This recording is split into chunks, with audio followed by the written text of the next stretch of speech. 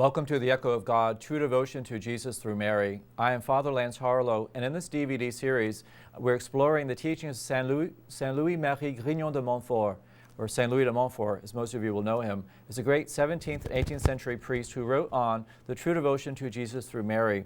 And in this program, we're following the book I wrote, The Echo of God, which is a commentary for beginners on the true devotion. And so if you have this book, it's helpful to follow it as we go through these lectures. If you don't have the book, you can still follow along through my teaching of it, and we'll put some captions on the screen for you to watch as well. In a previous program, we examined St. Louis' treatment of false devotees and true devotees. Now, St. Louis is setting up the premise for the true devotion, meaning the devotion that he will present to us as being the best of all devotions to Mary, which leads us the best way to Jesus. But he's doing his background work. That is, he's setting up examples and contrasts and analogies to show us really a good way to understanding why his is the best way. And of course, we looked at 5 characteristics of what true devotion to Mary is characterized by, and those include its interior, it's tender, it's holy, it's constant, and it's disinterested. And so if you haven't seen the previous program, you can go back to that and you can review those presentations of false and true devotees. Now, in today's program, I'm going to warn you, there are a lot of lists. I'm going to talk about a lot of different practices, both exterior practices and interior practices of the true devotion. St. Louis, you know, was a very organized writer, and he was a very good retreat master. And in order to be a good retreat master, you have to give a lot of examples for people to appropriate, for them to take away from the retreat and to use in their own lives and in their own personal lives. And so St. Louis does that. And we're going to today take a look at paragraph number 115. And in this paragraph, he speaks about common practices, both interior and exterior. In fact, he will list 8 interior practices and then 12 exterior practices to maintain and deepen this devotion to Mary. You can study them in greater detail in the textbook because it'll be easier for you to follow them with a text in hand. But I will try to explain them and give some examples of them as I read them to you. Now, don't be overwhelmed by this long list of things. It doesn't mean you have to do everything. And in fact, if you remember from our last program, we talked about these inconstant devotees, people who jump around from one thing to the other, looking for that spiritual high out of curiosity. So don't be overwhelmed when you hear this list. Just because St. Louis mentions it doesn't mean that you have to do all the things on the list. I don't think anybody can do all these things on the list simultaneously. However, you can take the best of these ideas, the best of these practices, and stretch them out over a period of time, a month, a year, several years, a novena, a retreat, a weekend, however you want to arrange it, you can make that work to your advantage. So St. Louis was really a master at collecting these common devotions and practices of his time. Some of these you may not recognize. Some of these were popular in the 17th and in the 18th century in France.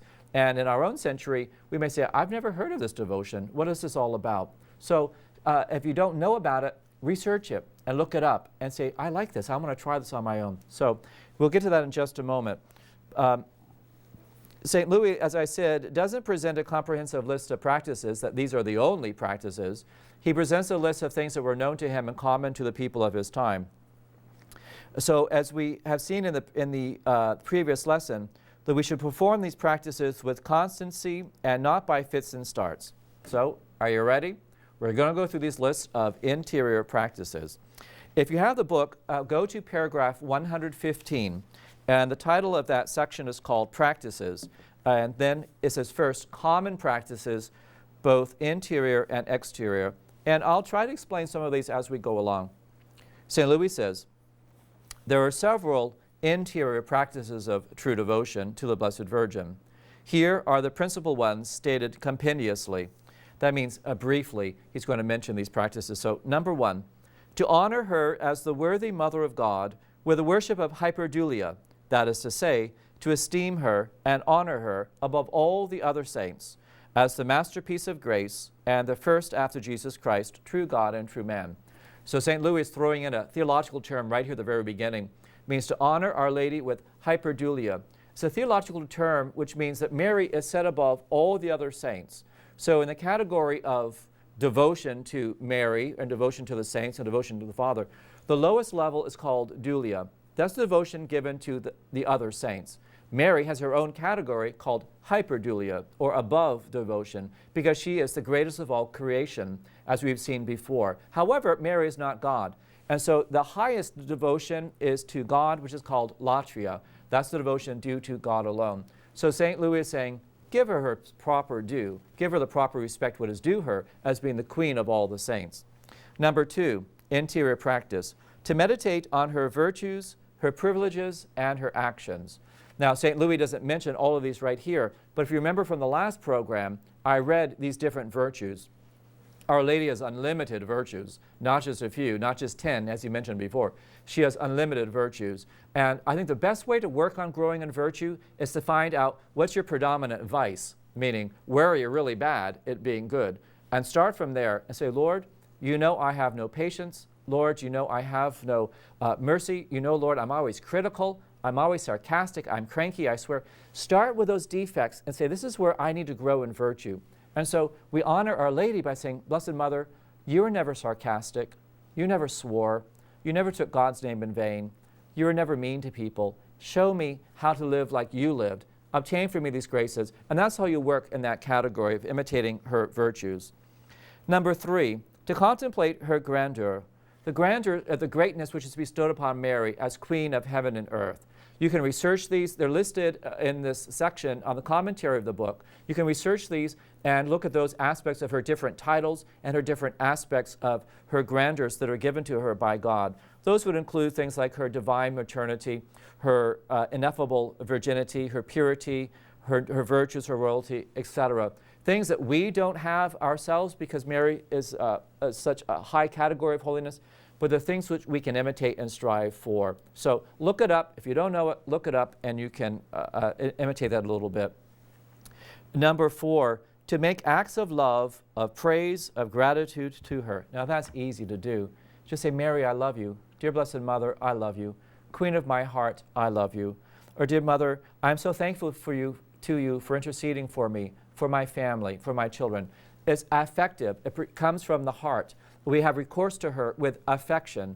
And St. Louis says, this is interior. You don't have to say it out loud. People don't have to hear you say it or watch you. That's why it's called an interior practice. But it's an interior practice based on love, whereby in our prayers we tell Mary how much we love her and how much we're grateful to her for how she has helped us in our life. Number 5, to invoke her cordially. Now that is very Baroque. That's very gentlemanly, to invoke Our Lady cordially. That is to use titles for Our Lady. Even Our Lady itself is a title, to invoke her with great respect. Not just to say, hey Mary, Hail Mary, but to say, Our Lady, dear Blessed Mother, to have a sort of sense of reverence. Because remember, Mary is not only our sister in faith, but she's also the Queen of heaven and earth. And so there's familiarity, but there's also respect. And so St. Louis says, practice that respect. Practice that cordiality with her. It elevates our sense of nobility. It elevates our sense of dignity when we speak to somebody who is of a higher category or higher degree of honor. Practice that. If you're not sure what to say, look up in a book of spirituality on Our Lady, and you'll find some examples on how to do that. Number 6, to offer ourselves to her and unite ourselves with her. It's a very easy practice, and we just simply say, Mary, I give myself to you today. You know the best time to do that? When you wake up first thing in the morning. Because otherwise, if you wait during the course of the day, you're going to forget it.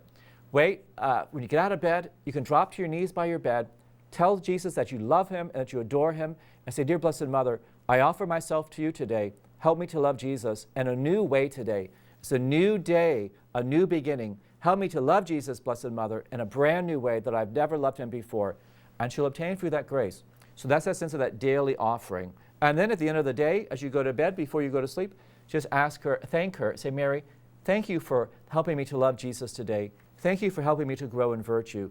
It unites our life, our spiritual life, with our daily grind, so to speak, life of dealing with reality, problems, situations. When Our Lady is present in all of that, there's a certain sweetness added to the elements of the daily grind, you know. Or number 7, to do all our actions with a view of pleasing her. This requires intentionality. Intentionality means I'm going to make an intention to do this. And the same thing applies where you can make that your morning offering and say, Dear Blessed Mother, everything I do today, I want to do to please you. Every step I take, every thought I think, every word I say, every movement of my heart and my affections, I want to be pleasing to you.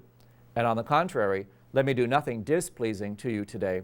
Let me not say anything displeasing to you. Let me not think anything displeasing to you. Let me not say anything displeasing or feel anything displeasing to you. Now that requires a lot of intentionality because we are distracted by a million things. But once you make that virtual intention in the morning, that intention lasts throughout the day, unless you renounce that intention and say, Mary, I don't want to please you in anything.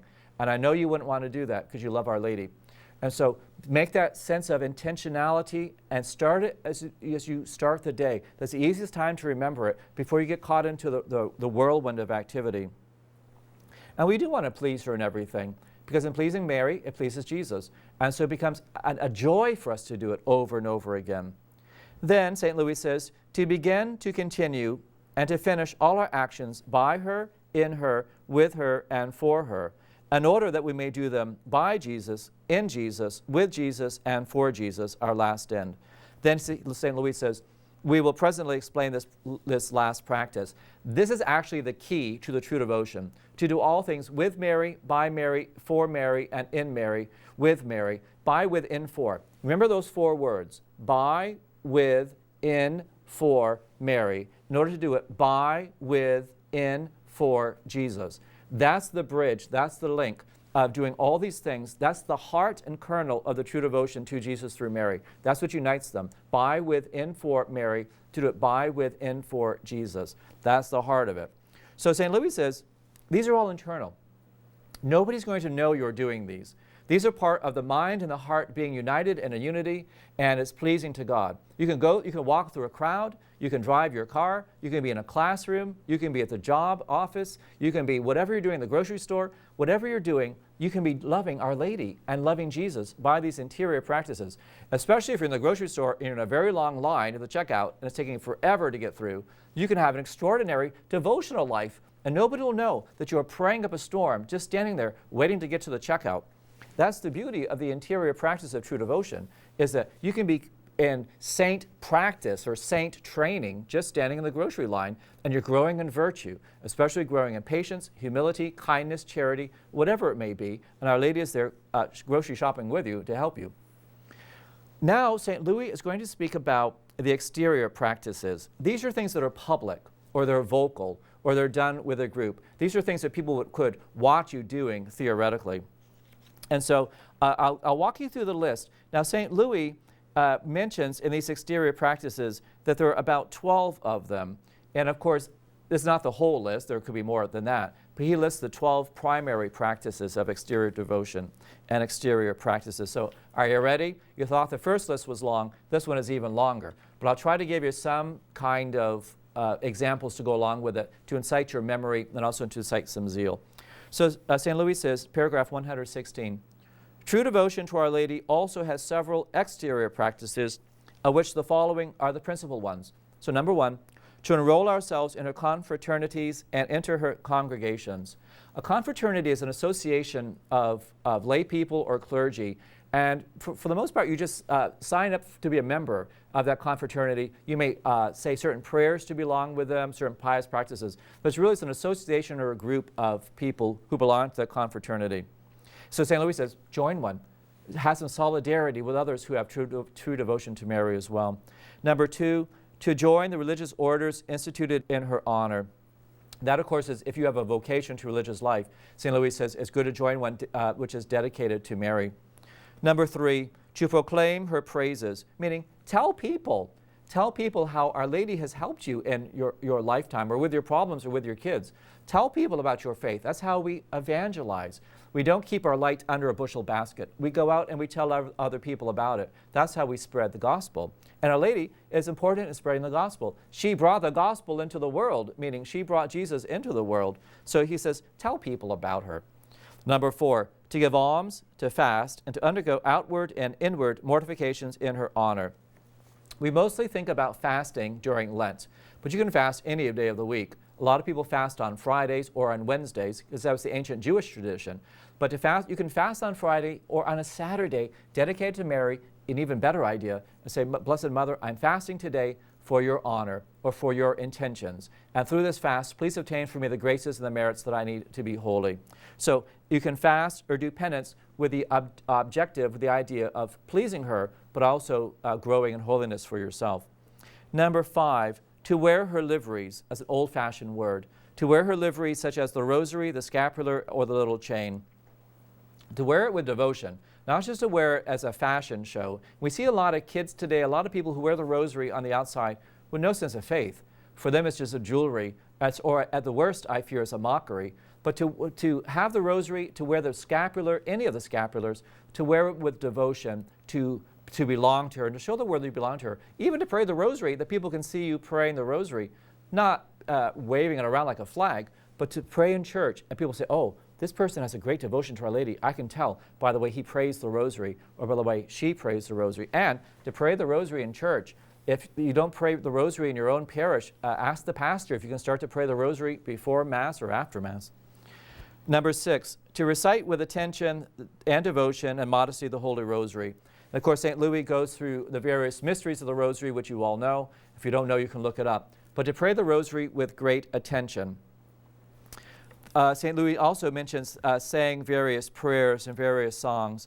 Some of you may know those songs, some of you may not know them, depending if you sing them in church or not. It can be difficult sometimes to hear these old Latin hymns.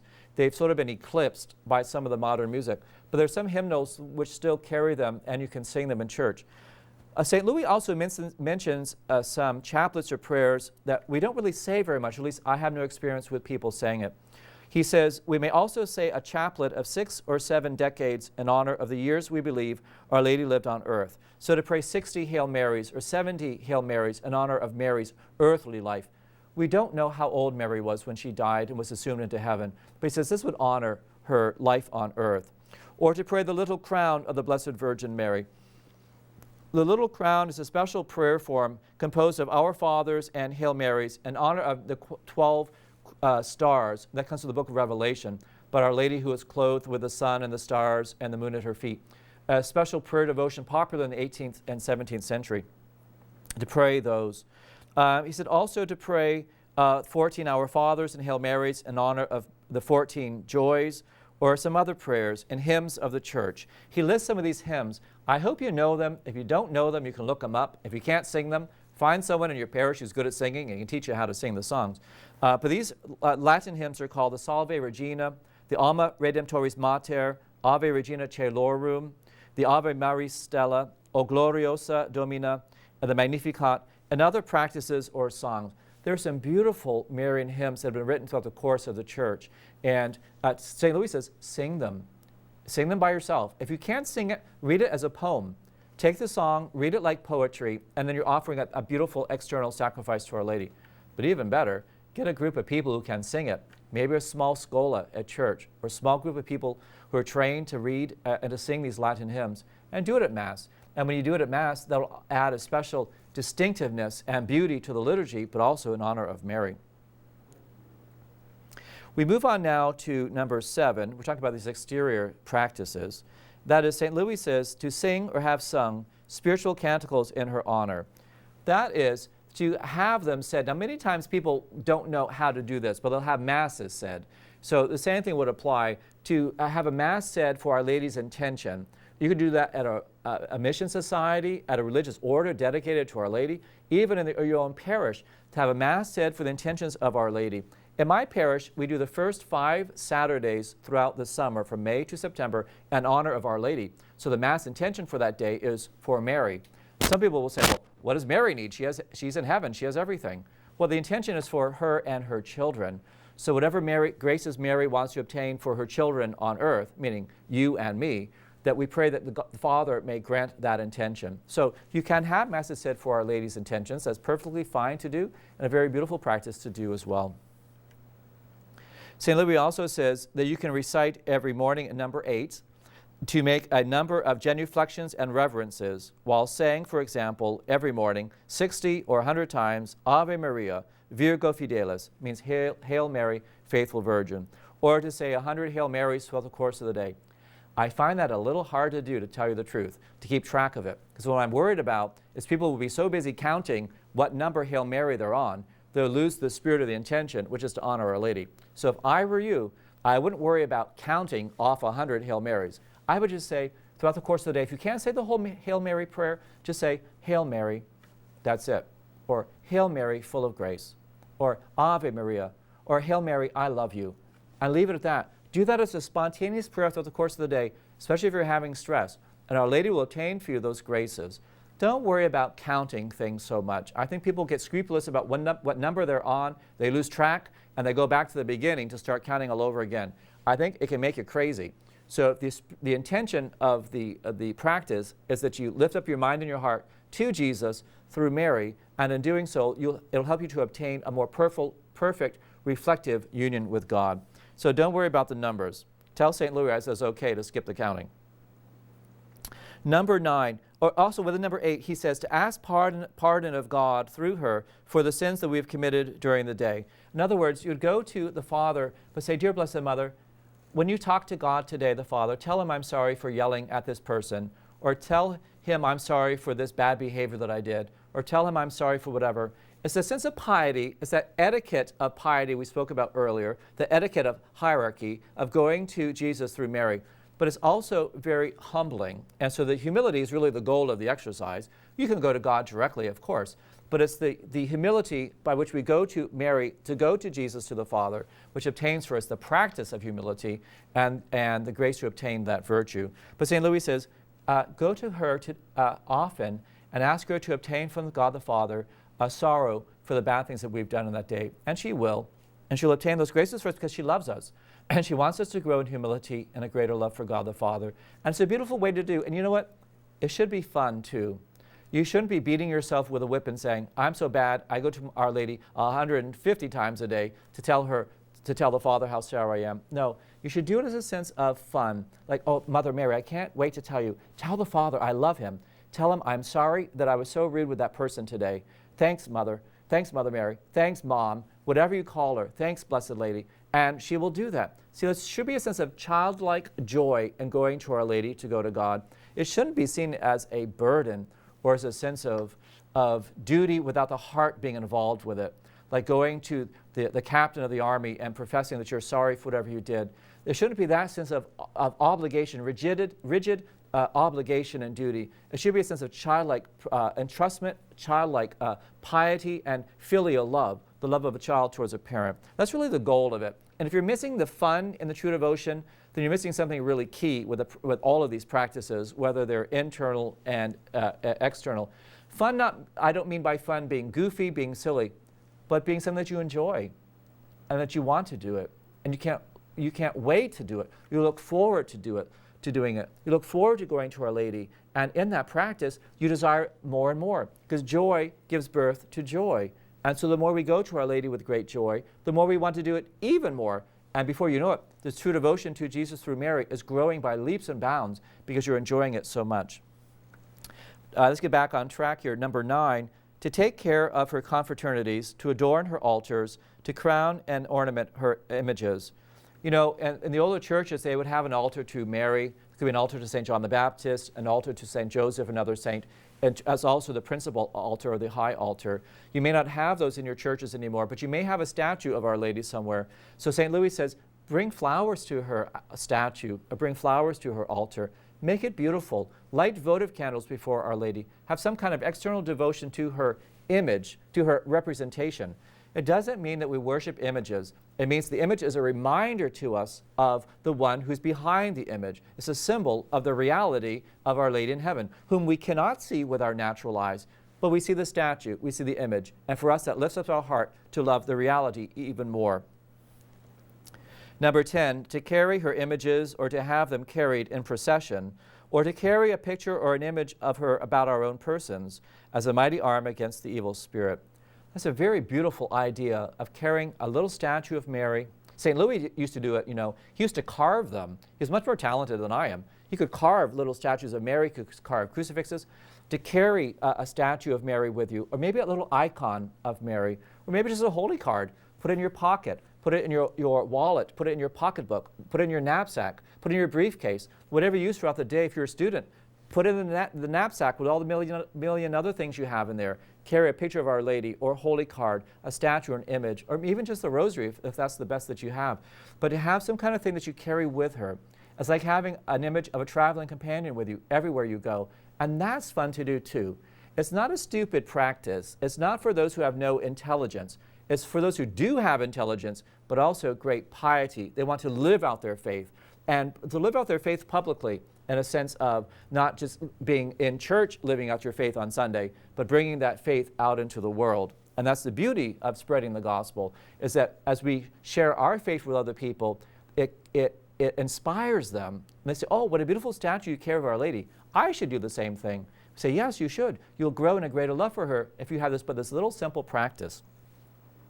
You could also even have like an icon. In my room, in the rectory where I live, I have a beautiful icon of Our Lady. And after I make my bed in the morning or the afternoon, depending on the day, I put that icon on that bed. And I say, dear Blessed Mother, please watch over me all day. I got that idea from reading St. Louis. That's where I got it from. But I look forward to doing that every day. And I feel like my day is not complete until I place the image of Our Lady in that room. Number 11, St. Louis says, to have copies of her name or picture made and placed in churches or in houses, or on the gates and entrances into cities, churches, and houses. In other words, propagate devotion to Our Lady. Tell people about it. Tell them about this DVD series. Tell them about the books you've been reading on Our Lady. Tell them about the CDs Lighthouse Communication produces for various practices, not only of Marian devotion, but also of teaching of the Catholic faith.